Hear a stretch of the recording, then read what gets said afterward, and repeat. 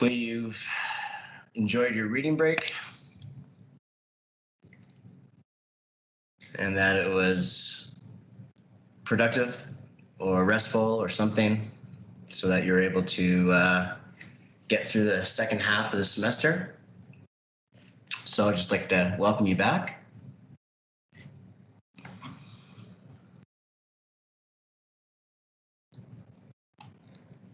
I didn't really give you any homework or anything like that because I wanted you to, rest up and maybe focus on any sort of other homework that you had in your other courses. I know you got your, capstone projects and stuff like that. And for a lot of you, this is your last semester. So I'm sure you're busy. You did write that quiz, number 2. And you should be able to see your feedback on Pearson as well as on the lab. You should be able to see that on Brightspace. So give those a look-see.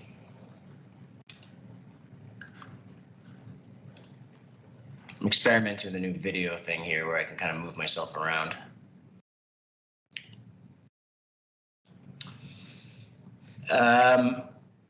Does anybody have any questions off the top of their heads that they want to bring up here?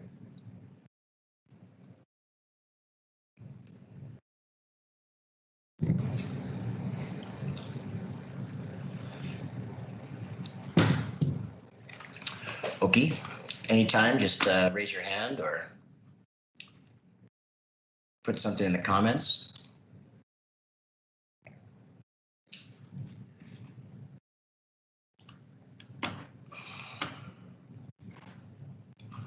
Okay, so this is class number 15 for you guys.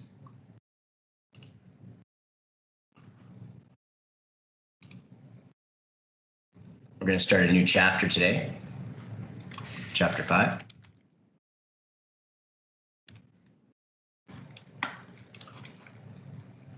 You can find these slides on the Teams page.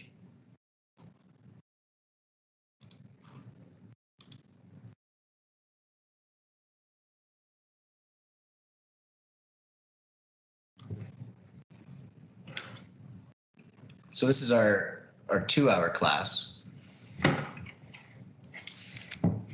And as such, you can use the second hour productively. So this is week 6 here. So one thing you can do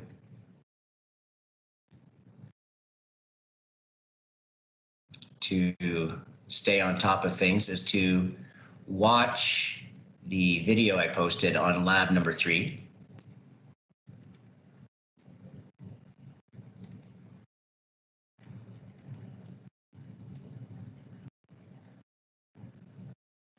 It's a YouTube link. And that video deals with lab number 3 and it gives you the instructions on how to get started on that.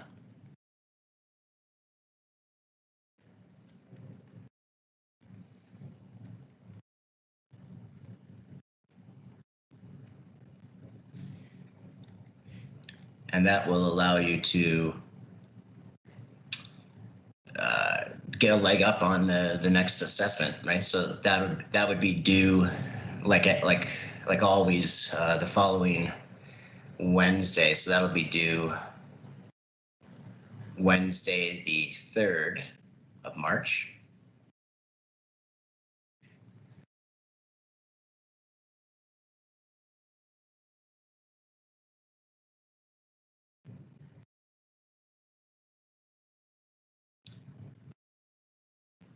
And so, it's probably best to review the feedback from lab number 2 so that you do better than you did on the other one.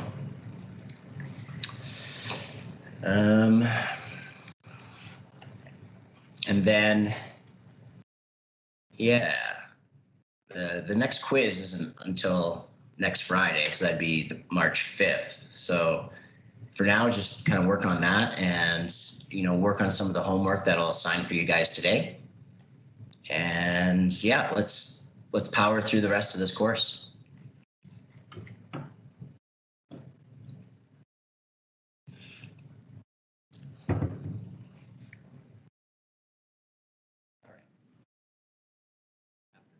Chapter 5 deals with what's called, the word that's missing here is discrete. Probability distributions. And of course, if you remember back to chapter 1, that's in contrast to a continuous distribution, which will be the subject of chapter 6.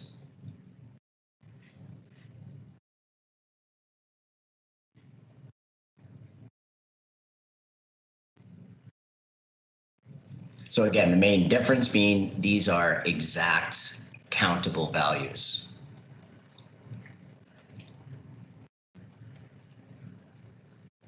And we're going to call them events for the purpose of today.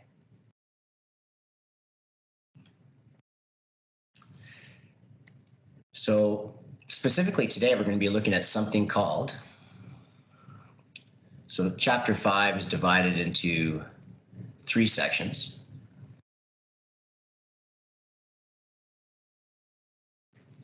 So part 1, in other words, today, I'll show you how to deal with probability tables.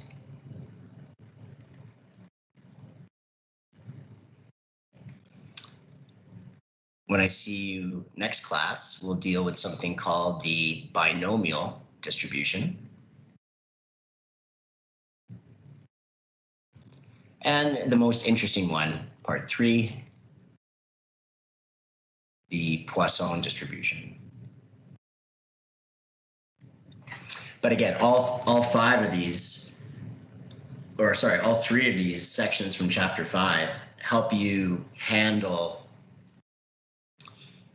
problems that involve discrete, finite events. And so what am I talking about here? Well, let's say you have, this is what they're going to look like. You're going to get a problem like this. It's going to have like a little table. And in terms of engineers, applications or scientific scenarios, it could be something like, I don't know, number of events. And that'll be your X variable that you'll see. And let's call this, the number of errors in a microchip.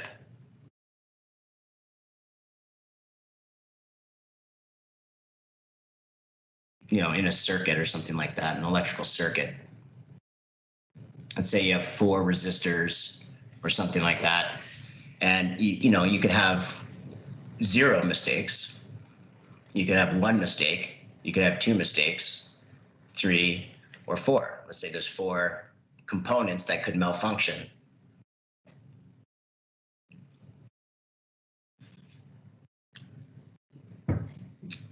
And let's say you're a quality control engineer and you're taking note of which part breaks down. And the frequency with which this occurs is, you'd be counting this. And let's assume for now the population that you're dealing with is, 100, just to make the numbers nice. Let's say most of the time there's nothing, right? 90% of the time there's no mistakes. But then, you count 10 microchips that have 1 mistake. I guess that's too many. Let's go with 5. And then you count, let's say, 2, and then 2, and then 1, to give you a total of 100. Right? That's all the microchips that you have. And so what you would say then is, well, the probability of randomly selected, let's assume that that is the this is now a population, and we can say that the probability of finding a certain number of mistakes in a given microchip, you become a probability function, right? It becomes something that you can express as a decimal, right? The likelihood of getting picking up a chip and getting 0 would be 0.9, and so on. Right? There's a 5% chance that it has one mistake. Pretty straightforward.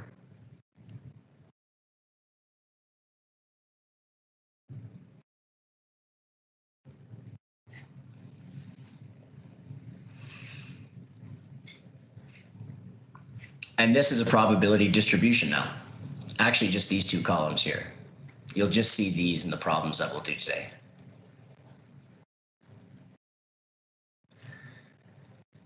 All right, so the problems that we will be addressing, I've had some requests to actually do a little bit more problems from the textbook, a little bit less theory, so I will be doing that.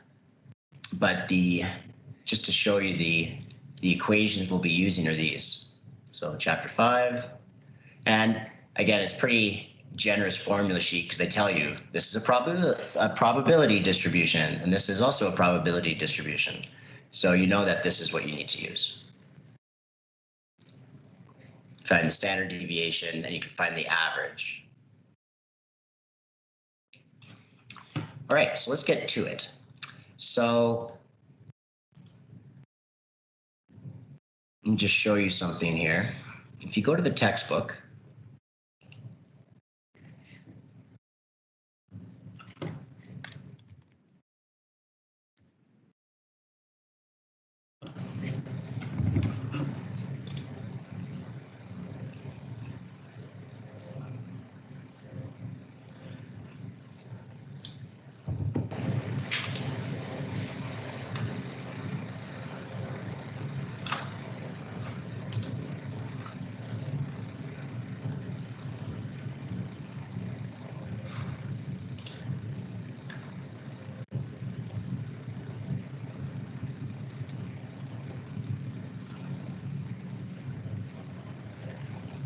right, you can always scroll through the chapters if you need to catch up on anything on your own.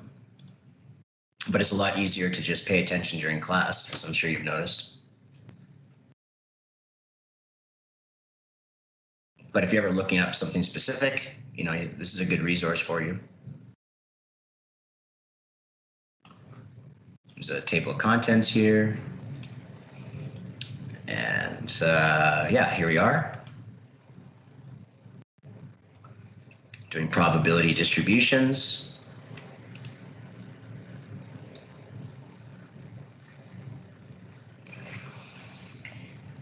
And these pretty much follow the slides that I have posted onto the team site. So, you know, it kind of fills in the any missing information that you might have.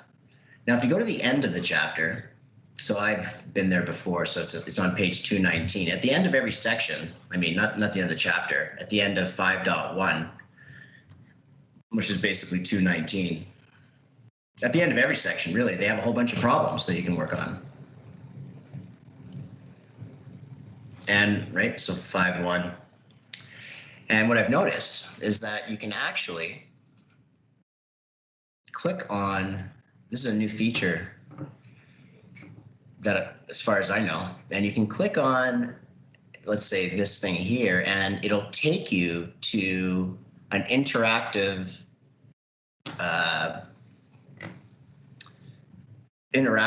window, just like in the quizzes and the assigned homeworks that I'm giving you, and allows you to work through these problems specifically. All right, so let's just look at something like this genetic disorder question here. This is a good one. Let's look at this one here. And so if I click on this value here, right at this little icon, it allows me to go to exercise 7. And you'll be familiar with this layout if you've been doing the homework, because this is, again, how you write your quizzes and so on and so forth. And it allows you to get a lot more practice than, you know, maybe the ones that I've assigned if you're if you're one of those students that's always looking for more problems, here you go. All right, so this is what a probability distribution looks like. In this specific example, we have a situation where out of 5 men,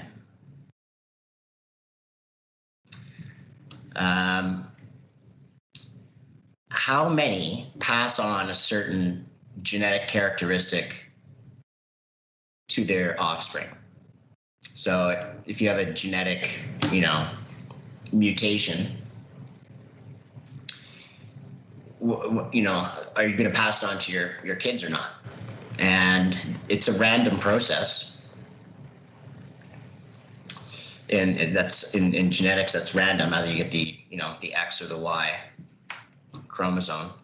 And basically they're saying that here's the likelihood. Here's the likelihood that out of 5 children, 2 of them have it.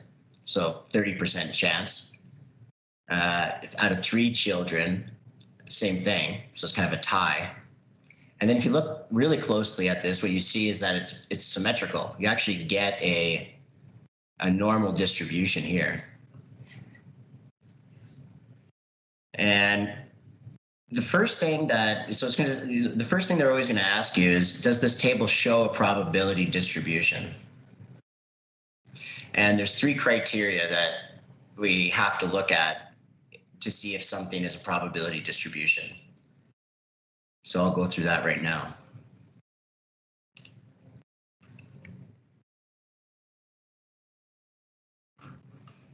I actually have that downloaded, that page. I'll slide it in here. I attached this also to the team's website under miscellaneous documents, so you can download that as well, or the file I'm going to work through here.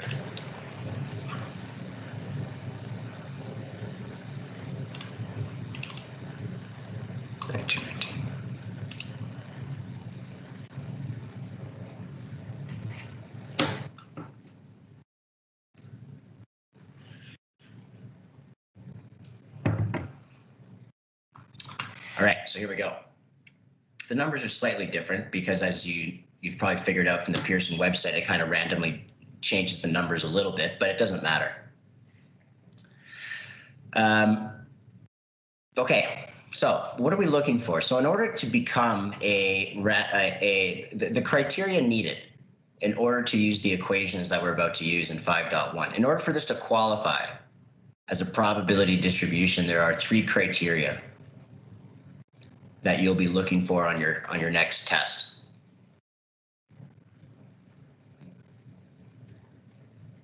One is that the numbers that you see here indeed are numbers. You need a quantitative, in other words, they have to be quantitative and discrete X values.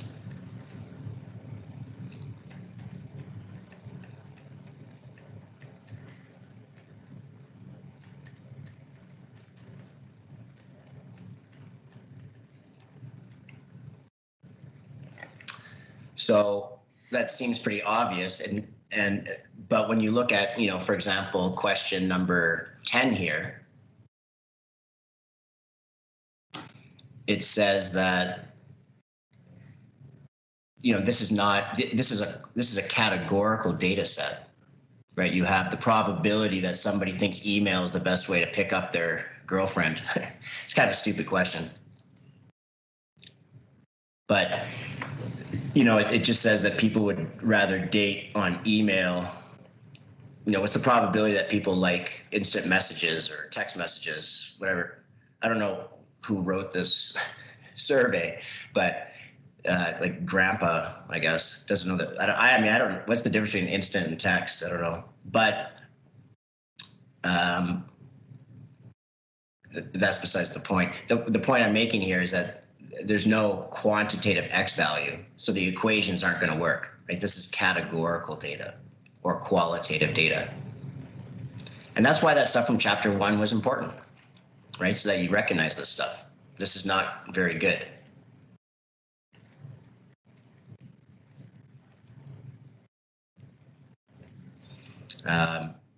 So you can't do anything here. You'd have to stop. You can't figure out the average or the standard deviation here. All right, so that one doesn't. So you have to make sure it's that. If it's not that, you can't go. You can't move past go. In this case, it's fine. The second criteria is that each value has to be what's called random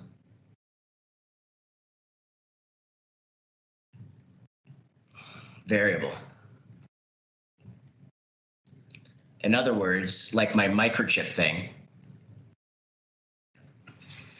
the microchip example, the idea would be each defect has an equal likelihood of happening, right? So in other words, they're not affected by each other.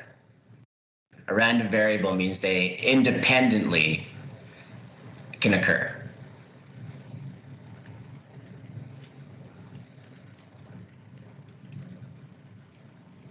And we're just talking about the number of events when we're talking about the probability. So events can occur independently and have an equal chance of occurring. And you'll often see that just right in the problem. Right here it says random variable. So that makes that check mark. Independently with equal chance.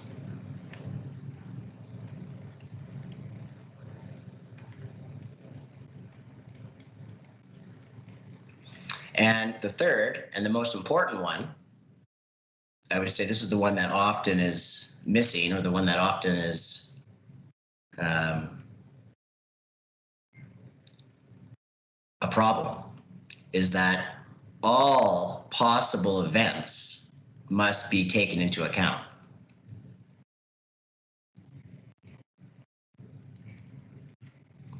Must have an assigned probability.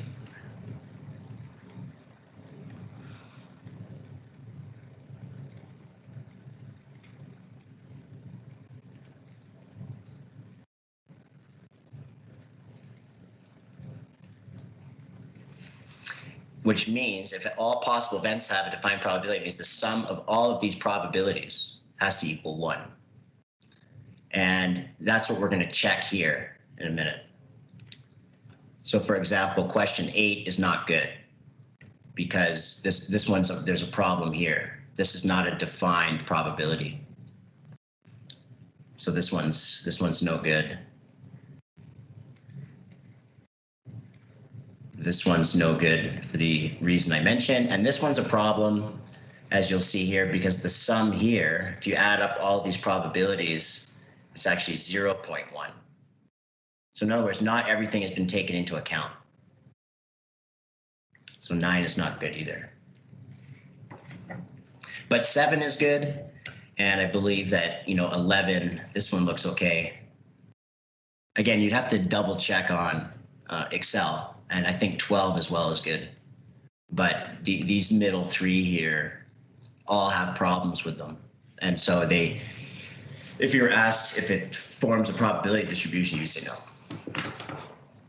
All right, let's go back to the spreadsheet. So this thing we generated, as you know, if you've been playing around with the Pearson software, you can export this now to Excel.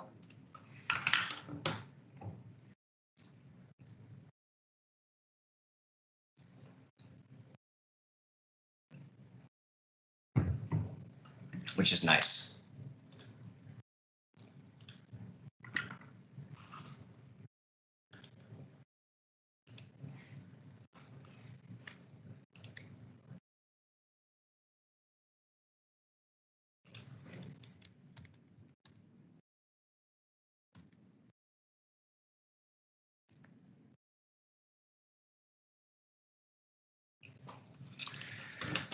All right, so this is the number of kids that get passed on the genetic mutation out of 5.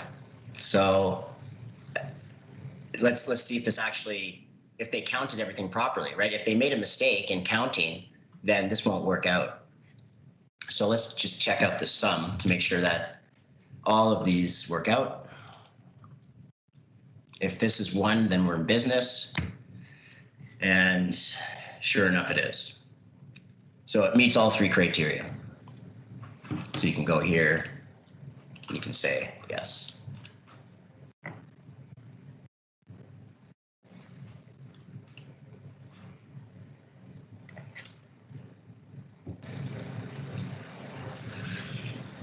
And now they say, well, what is the average number?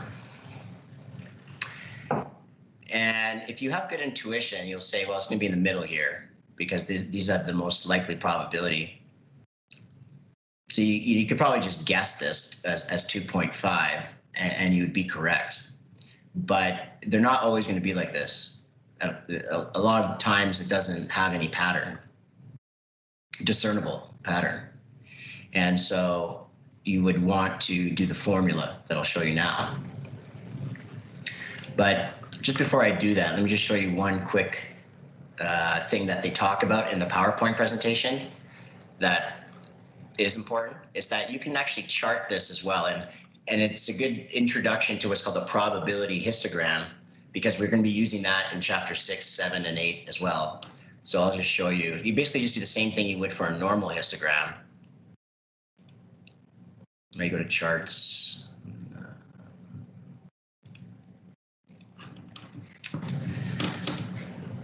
Right, and then this is now what's called a probability histogram. Probability histogram of inheritance, of genetic inheritance of a certain trait.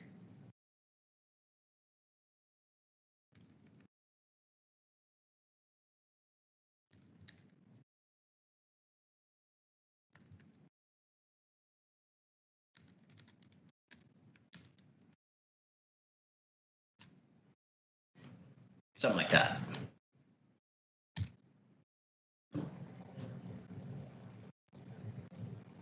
And then you'd want to add your axes. And again, the only thing really difference here is this is not frequency anymore. This is a probability histogram. So the y-axis is probability, not frequency.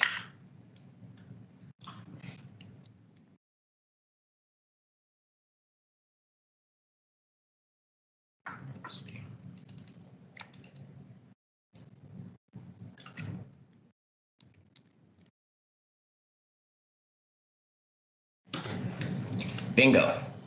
And again, you can see now that it's a nice, perfect symmetrical curve, which makes scientists happy. Well, the next step is to figure out what the average is, right? So what is the mean?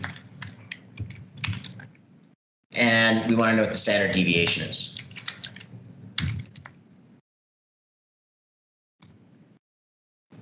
Because those are the 2 formulas that we have to work with. Right? We have these 2 formulas here. So let's use them. Right? So what is the average number of children? And the formula is this sum product thing here. So you're just gonna, in order to do that in Excel, it's quite easy. All you have to do is go sum product. And then select this column. And then this column.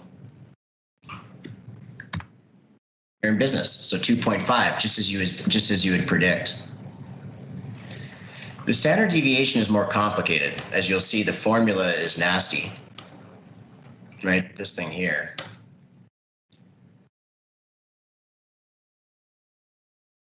And so the way I do it, and again, unfortunately, Excel doesn't have a quick button to help you navigate this. So what you do is I just figure out what x squared is first, and then you do the sum product in step 2.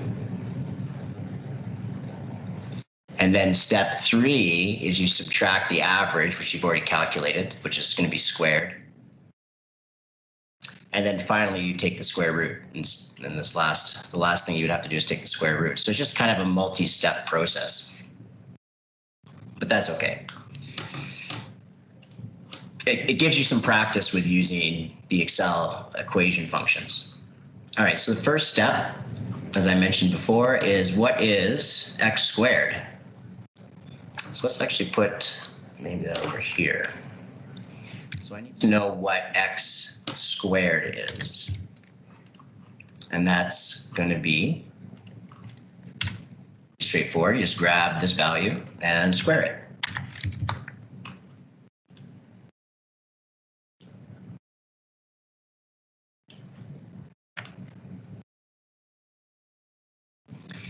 And then we're pretty much good to go. I think I'm just going to grab this, copy it, put it over there, and then, yeah, and then it's pretty easy to do the sum product now.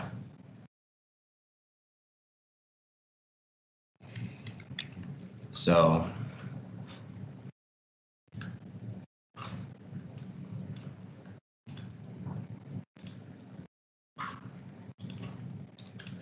sum product of x squared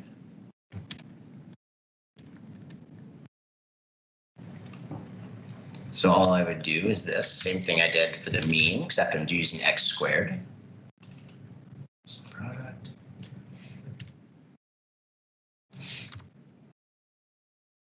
All right, so that's step 2, I suppose, right? And then step 3 would be subtract this value from the average squared, right? So this is the first, second one sum product, third one subtract by the average squared.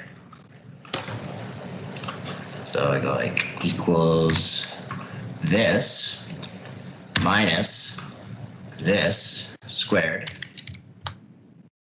And this is what's called the variance. For those of you that remember that before you take the square root, the standard deviation, you get the variance.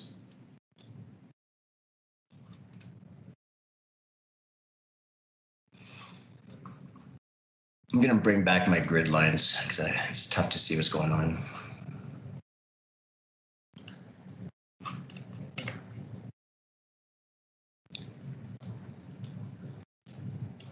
Okay, and then the final step is the standard deviation. So all I have to do to get my standard deviation is take this value and take a square root of it.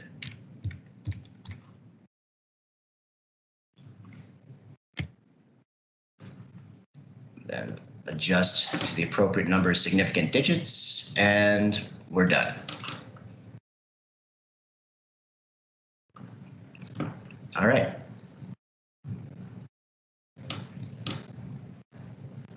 Voila, I think that's about it. That's all I have to show you, right? So you say, okay, the average number of kids, 2.5. The standard deviation, round to 1 decimal place, 1.1. Et voila.